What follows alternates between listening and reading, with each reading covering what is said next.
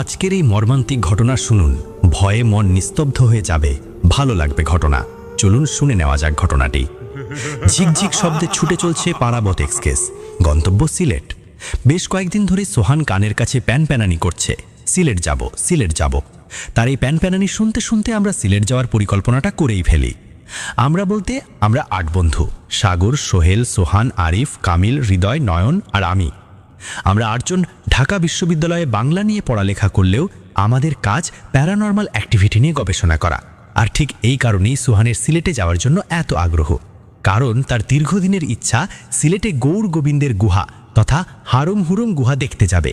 কেননা সেই স্থানটিকে ঘিরে অনেক ধরনের ভৌতিক ঘটনা প্রচলিত, আর তাই এই গুহা নিয়ে সোহানের এত আগ্রহ। মূলত এই জন্যেই সিলেট যাওয়া। অনেক কষ্টে ট্রেনের টিকিট জোগাড় করেছি। বাসে ভ্রমণ আমার খুব একটা ভালো লাগে না, তাছাড়া সাগর আর কামিলের বাসে বমি করার অভ্যেস আছে, তাই ট্রেনে করে সিলেট যাওয়া। সকাল 6:40 আমাদের ট্রেন সিলেটের উদ্দেশ্যে যাত্রা শুরু করলো। জানালার পাশে বসে মনোরম দৃশ্য দেখতে দেখতে আমরা এগিয়ে যাচ্ছিলাম সিলেটের দিকে। নদীর মাঠ, খাল, বিল পার হয়ে ট্রেন ছুটে চলেছে দুর্বার গতিতে। দৃশ্যগুলো দেখছিলাম আর মুগ্ধ হচ্ছিলাম। কি সুন্দর এই বাংলার রূপ! এই জন্যই হয়তো জীবনানন্দ দাশ বলেছিলেন, বাংলার মুখ আমি দেখিয়াছি, তাই আমি পৃথিবীর রূপ খুঁজিতে যাই না আর। অন্যরা সবাই যে যার মতো কথা বলছে। আমাকে নীরব থাকতে দেখে বলল, কি রে আতিক, তুই দেখি কোনো কথা বলছিস না? সোহেল বলল, আতিক আর কি কথা বলবে, সে এখন জানালা দিয়ে বাহিরে দেখতে দেখতে কবিতা লিখছে। এরই মধ্যে বাদাম বিক্রেতা বাদাম নিয়ে হাজির। সাগর বাদাম বিক্রেতার কাছ থেকে কিছু বাদাম কিনল। সবাই মিলে বাদাম খেতে খেতে গল্পে মেতে উঠলাম। আরিফ তার গিটার সাথে নিয়েছিল, তাকে বললাম একটা গান ধর। গিটারের সুরে সুরে গান গাইতে শুরু করলো আরিফ। বগির সবাই মেতে উঠল আনন্দে। সকাল 11টার দিকে ট্রেন সিলেট বিভাগের মৌলভীবাজার জেলাতে প্রবেশ করল। সিলেট বিভাগে প্রবেশ করতেই চোখে পড়ল অন্যরকম এক দৃশ্য। চারদিকে সারি সারি টিলা, সবুজে ঘেরা চা বাগান। অন্য সকল দৃশ্য থেকে এগুলো সম্পূর্ণ আলাদা। আমার মন চাইছিল এখানেই নেমে পড়ি। এত সুন্দর চোখ জুড়ানো দৃশ্য, একদম ছবির মতো। অন্যরা গল্পে মজে থাকলেও এই দৃশ্য দেখার পর সবার গল্প শেষ। সবাই হাঁ করে বাহিরে তাকিয়ে দৃশ্যগুলো উপভোগ করছে। দুপুর 2টায় আমাদের ট্রেন সিলেট রেল স্টেশন কদমতলিতে গিয়ে থামল। এটাই এই ট্রেনের শেষ গন্তব্যস্থল। এখান থেকে ট্রেন আবারও ঢাকায় ব্যাক করবে। তবে রেল লাইন এখানেই শেষ নয়। কদমতলি থেকে রেল লাইন সোজা পশ্চিম দিকে চলে গেছে, সুনামগঞ্জ জেলার ছাতক পর্যন্ত গিয়ে ভারতে গেছে। আগে নাকি ভারত থেকে এদিকে ট্রেন আসতো। কদমতলি রেল স্টেশনে ট্রেন থেকে নেমে আমরা ব্যাগপত্র নিয়ে স্টেশনের বাইরে এলাম। সেখানে আমাদের বন্ধু আবির একটি হাইএস মাইক্রোবাস নিয়ে অপেক্ষা করছিল। তার বাড়ি সিলেটেই। সেই মাইক্রোবাসে চেপে আমরা আবিরের বাড়ির উদ্দেশ্যে রওনা হলাম। কোনো হোটেল ভাড়া করিনি, কারণ আমরা রাতটা চা বাগানেই কাটাবো। আবিরের বাড়ি সিলেট বিভাগীয় স্টেডিয়ামের পাশে লাক্কাতুরা নামক একটি জায়গায়। সেখানে গিয়ে খাওয়া দাওয়া করে একটু সময় গল্পগুজব আর আড্ডায় মেতে উঠলাম। বিকেল 4টের দিকে সবাই মিলে বের হলাম চা বাগানে ঘুরতে। গাড়ির আর প্রয়োজন নেই, আবিরের বাড়ির পাশেই চা বাগান। সেখান থেকে আমাদের যাত্রা শুরু। সিলেট বিমানবন্দর সড়কের পূর্ব পাশের বাগানের ভেতর দিয়ে আমরা হাঁটতে লাগলাম। কি যে নয়নাভিরাম দৃশ্য, বলে বোঝানো যাবে না। শান্ত শীতল পরিবেশ, পাখির কিচিরমিচির গান, চায়ের পাতার দুলদুলানি, পিঠে ঝুড়ি নিয়ে সারি বেঁধে চা শ্রমিকদের ছুটে চলা। কিছু দূর পার হতেই একজন বৃদ্ধ লোক আমাদের জিজ্ঞেস করলেন, কে তোমরা, এভাবে কুই যাই রায়? তোমরা কারা, এদিকে কোথায় যাচ্ছ? আবির বলল সিলেটের ভাষায়, আমার বন্ধু অকল ঢাকা তাকি আইসেন, বাগান ঘুরিয়া দেখতা। ঢাকার ভাষায়, চাচা আমার বন্ধুরা ঢাকা থেকে এসেছে বাগান ঘুরে দেখার জন্য। সিলেটের ভাষায়, সন্ধ্যা হইয়া যার, ইবাই যাইও না, জায়গা একটা বেশি ভালা নাই। ঢাকার ভাষায়, সন্ধ্যা হয়ে যাচ্ছে, এদিকে যেও না, জায়গাটা বেশি ভালো না। সিলেটের ভাষায়, জি না চাচা, আমরা সন্ধ্যার আগেই আইম্মু। ঢাকার ভাষায়, না চাচা, আমরা সন্ধ্যার আগেই ফিরে আসব। এরপর তারা আবারও পথ চলতে শুরু করলো। প্রায় আধা ঘন্টা পথ চলার পর তারা হারুম হুরুম গুহায় গিয়ে পৌঁছালো। কি যে সুন্দর একটা জায়গা! চারিদিকে বাগান আর মাঝখানে একটা খোলা মাঠ। মাঠের এক প্রান্তে টিলার গায়ে ছোট্ট একটি গুহা। এটাই হারুম হুরুম গুহা। কথিত আছে, হযরত শাহজালাল অরোহের কাছে পরাজিত হয়ে গৌর গোবিন্দ এই গুহা দিয়ে পালিয়েছিল। সে কোথায় গেছে তা কারও জানা নেই। এই গুহার শেষ কোথায় সেটাও কেউ জানে না। এলাকার লোকমুখে শোনা যায়, এই গুহার ভেতরে নাকি যারাই গেছে তারাই মারা গেছে। এক লোক নাকি এই গুহার ভেতরে অদ্ভুত কিছু দেখে ভয় পেয়ে দৌড়ে বেরিয়ে এসেছিল। এরপরেই সে গুরুতর অসুস্থ হয়ে পড়ে এবং 4-5 দিন পরে সেও মারা যায়। হৃদয় তাঁবু বসাতে শুরু করে। আরিফ প্রয়োজনীয় জিনিসপত্র ব্যাগ থেকে বের করে এক কোণে রাখতে শুরু করে। আদিরের যেহেতু জায়গাটা পরিচিত, তাই সে আমাকে আর কামিলকে নিয়ে আশপাশের জঙ্গল থেকে রাতের জন্য বেশ কিছু লাকড়ি সংগ্রহ করল। সোহেল প্যারানর্মাল অ্যাক্টিভিটির অস্তিত্ব বোঝার জন্য যে যন্ত্রগুলো ব্যবহার করা হয় সেগুলো চেক করতে লাগলো। থার্মাল ইমেজার হাতে নিয়ে এর চার্জ ঠিক আছে কিনা দেখে নিল। ঘোস্ট মিটারটিও চেক করে নিল।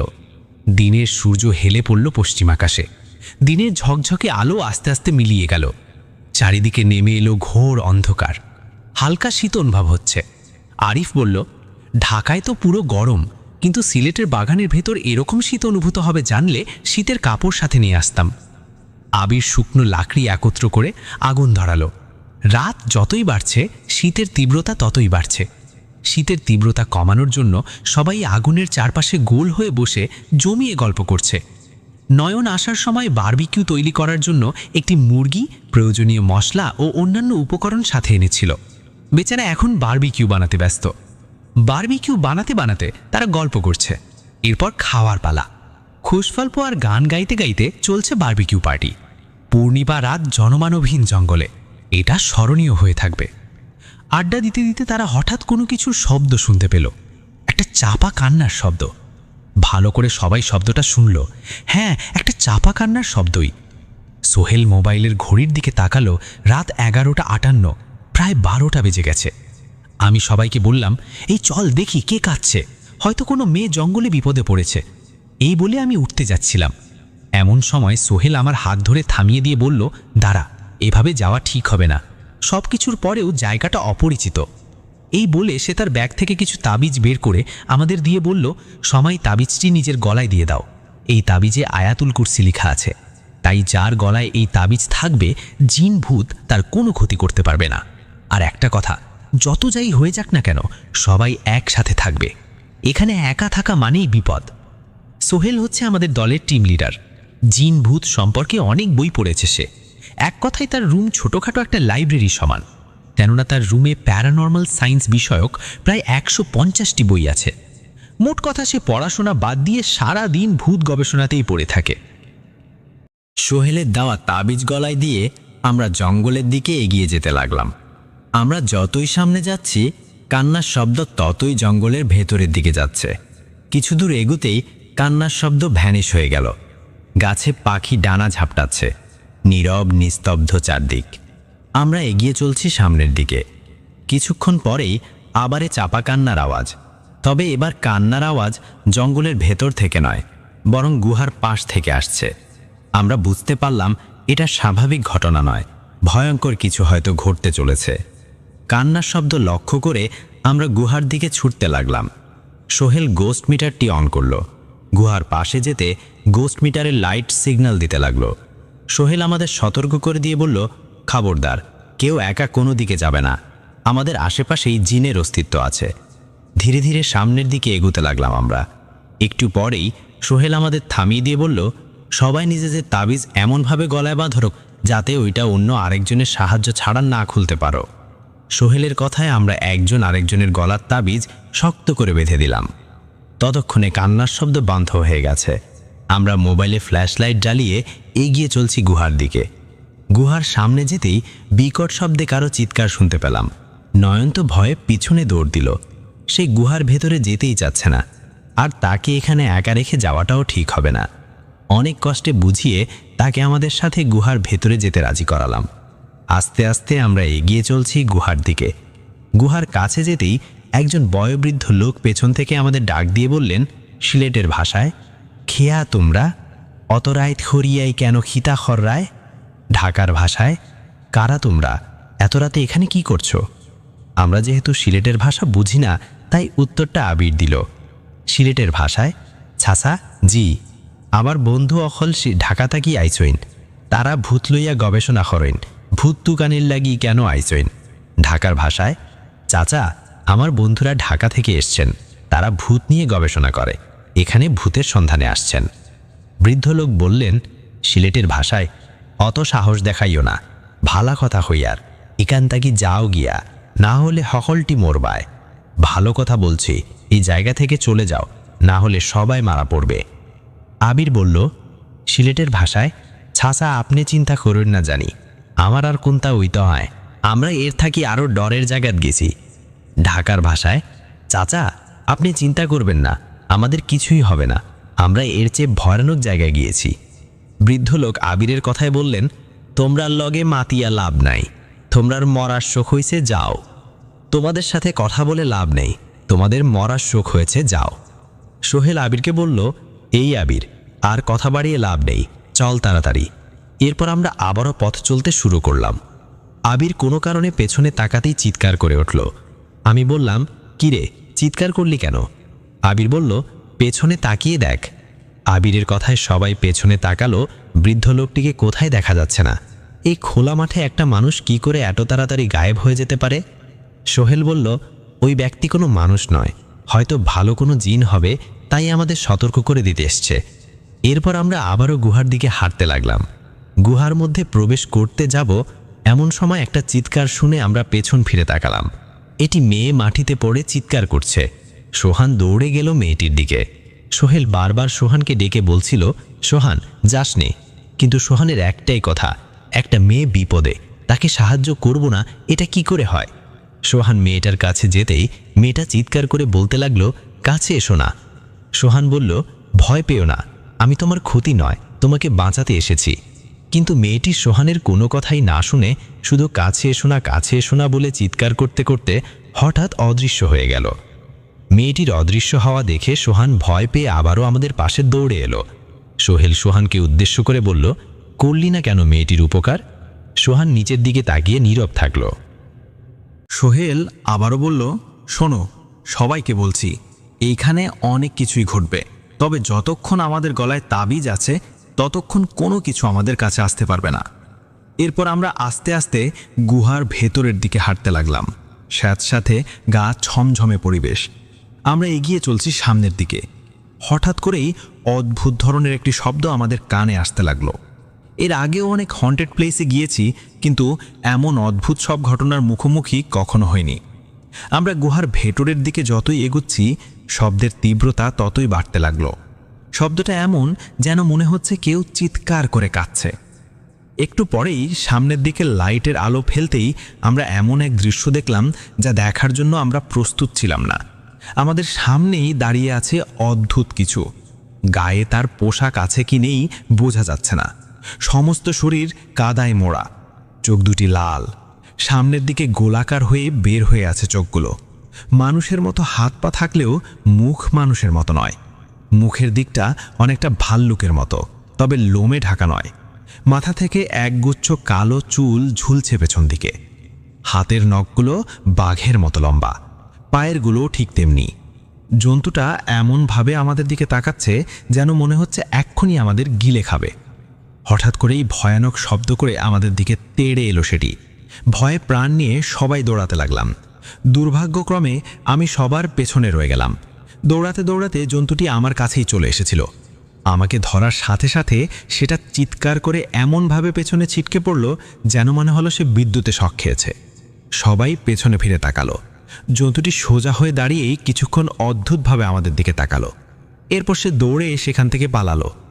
আমরাও গুহায় না দাঁড়িয়ে দৌড়ে বাহিরে চলে এলাম। বাহিরে এসে ঘাসের উপর বসে একটু সময় বিশ্রাম নিলাম। আমাদের সবার পায়ের হাঁটু পর্যন্ত কাদায় মোড়ানো। এরপর আস্তে আস্তে তাঁবুতে ফিরে গেলাম সবাই। তাঁবুর বাহিরে আগুন নিভে গিয়েছিল। আমি আর সোহেল বাহিরে আগুন ধরাতে গিয়ে দেখি আমাদের থেকে 70-80 ফুট দূরে গাছের উপর কিছু একটা বসে পা দুলাচ্ছে। চাঁদনি রাত, দূর থেকে জিনিসটাকে কালো দেখাচ্ছিল, ঘন কালো চুল। সোহেল আমাকে বলল, ভয় পাবি না, যতক্ষণ গলায় তাবিজ আছে ততক্ষণ তোর কিছুই হবে না। আমরা আগুন ধরানোর পর ওই জিনিসটার দিকে আবারও তাকালাম। আমি কৌতূহলবশত টর্চের আলো খুললাম সেটার দিকে। তখনই প্রাণীটি ঘাড় ঘুরিয়ে আমাদের দিকে তাকালো। কি ভয়ানক চেহারা সেটার! হাতে একটা বানর। এতক্ষণই বানর খেতে খেতেই পা দুলাচ্ছিল, মুখে লেগে আছে বানরের রক্ত। দৃশ্যটা দেখতেই আমি আর সোহেল দৌড়ে তাঁবুতে গেলাম। তাঁবুর বাহিরে সবাই জিজ্ঞেস করল, কিরে কি হয়েছে, এমন দৌড়ে এলি যে? সোহেল বলল, না কিছু না। আমাদের কথা শেষ হতে না হতেই আমরা তাঁবুর বাহিরে কিছুর শব্দ শুনতে পেলাম। কোনো কিছু একটা তাঁবুর বাহিরে ঘোরাঘুরি করছে। সোহেল তাঁবুর ভেতরের দিকে তাঁবুর 4টি কোণে 4টি তাবিজ রেখে দিল। বাহিরে কোনো কিছুই জোরে জোরে শ্বাস নেওয়ার শব্দ শোনা যাচ্ছে। আমাদের কারও ঘুম নেই। সারা রাত জুড়ে তাঁবুর বাহিরে জিনিসটি ঘোরাঘুরি করছিল আর তাঁবুতে প্রবেশ করার চেষ্টা করছিল, কিন্তু তাবিজ থাকায় সেটা বাড়াবাড়ি ব্যর্থ হচ্ছিল। ভয়ে আর আতঙ্কে নির্ঘুম এক রাত কাটল সবার। ভোর হতেই দূর হতে শোনা গেল ফজরের আজান। সাথে সাথেই বাহিরের প্রাণীটির শব্দ বাতাসে মিলিয়ে গেল। ভোরের আলো ফুটে ওঠার আগ পর্যন্ত আমরা তাঁবুতে অপেক্ষা করতে লাগলাম। চারদিকে ভোরের আলো ফুটে উঠলে আমরা তাঁবু গুছিয়ে বাগান থেকে বের হয়ে আবিরের বাড়িতে গেলাম। গোসল সেলে কিছুক্ষণ ঘুমিয়ে নিলাম। দুপুর 2টার দিকে খাওয়া দাওয়া শেষ করে আমরা তৈরি হয়ে ঢাকার উদ্দেশ্যে রওনা হলাম। ফেরার পথে সোহেল আবিলকে বলল, 40 দিনের আগে যেন কোনোভাবেই তাবিজটি গলা থেকে না খুলে, কেননা তার গবেষণা অনুসারে জিনদের সাথে কেউ লাগলে জিনেরা 40 দিন পর্যন্ত প্রতিশোধের নেশায় ঘোরে। 40 দিন পরে তার আর কিছুই মনে থাকে না। ঢাকায় ফেরার পর আমার অনেক দিন জ্বর ছিল। প্রতি রাতেই আমি ভয়ে চেঁচিয়ে উঠতাম, যদিও আস্তে আস্তে সেটা ঠিক হয়ে গিয়েছিল। সেই রাতের পর থেকে আমরা আর কখনোই ভূত গবেষণা করতে যাইনি। সোহেল অনেকবার অনেক জায়গায় যেতে চেয়েছিল, কিন্তু আমরা 7 জন সঙ্গ না দেয়ায় সে একা যায়নি। আজও মাঝে মাঝে রাতের বেলা একা কোনো পথ দিয়ে সেই ভয়ানক রাতের কথা মনে পড়ে। ঘটনাটি এই পর্যন্তই। ঘটনাটি বলেছেন আতিক নামের একটি ছেলে। তো চলুন এখন চলে যাই পরবর্তী ঘটনায়।